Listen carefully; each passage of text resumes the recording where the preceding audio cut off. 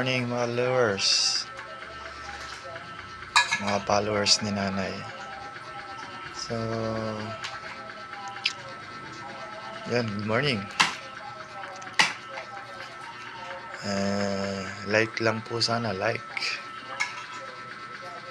Pwede rin share. Like, comments. Comments po.